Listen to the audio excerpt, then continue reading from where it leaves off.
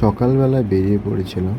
তো ঘুম থেকে উঠে যখন যাচ্ছিলাম লেকের পাড় দিয়ে, লেকের দৃশ্যটা দেখে ক্যামেরা বন্দি না করে পারলাম না।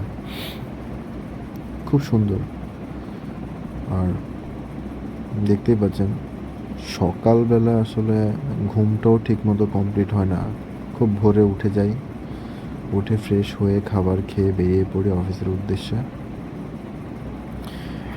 কাজ শেষ করে এই যে এখন বের হয়েছি, সকাল 9টায় বের হয়েছি আর এখন বাজে 10টা।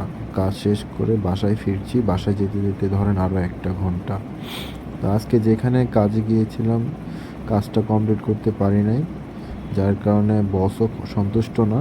যেহেতু গেলাম কাজটা শেষ করতে পারি না, চেহারার অবস্থা দেখেন শুকিয়ে কাঠ হয়ে যায়। তবে আমি শারীরিকভাবে সুস্থ আছি, কিন্তু ওয়েট লস হচ্ছে, প্রচুর হাঁটাহাঁটি হচ্ছে। তো বিভিন্ন সাইডে সাইডে যাচ্ছি, কাজ করছি। আর আমি যেহেতু এতদিন ছিলাম না ট্র্যাকে, এখন আবার ট্র্যাকে আসছি, তো আমার জন্য অনেক কষ্ট হচ্ছে। তবে আমি ধৈর্য সহকারে কাজগুলো করছি, শিখছি। কারণ এখন যদি আমি শিখি তাহলে হয়তো বা আগামী দিনগুলোতে আমার এই কষ্টটা সহ্য করতে হবে না।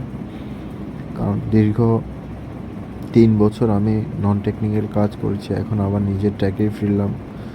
এটা আমার জন্য অনেক চ্যালেঞ্জের বিষয়, কারণ প্রযুক্তি অনেক এগিয়ে গেছে, আমি অনেকটা পিছিয়ে পড়েছি।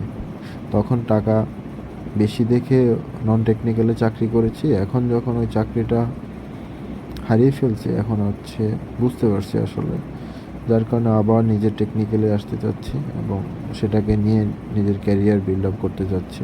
তো সময় তো লাগবে, কষ্ট তো হবেই। সুখ আগেই করে ফেলছি যখন নন টেকনিক্যাল চাকরি করেছি, ভালো টাকা ইনকাম করেছি, কিন্তু সে টাকাগুলো এখন খরচ করে ফেলছি, যার কারণে এখন কষ্ট করতে হচ্ছে।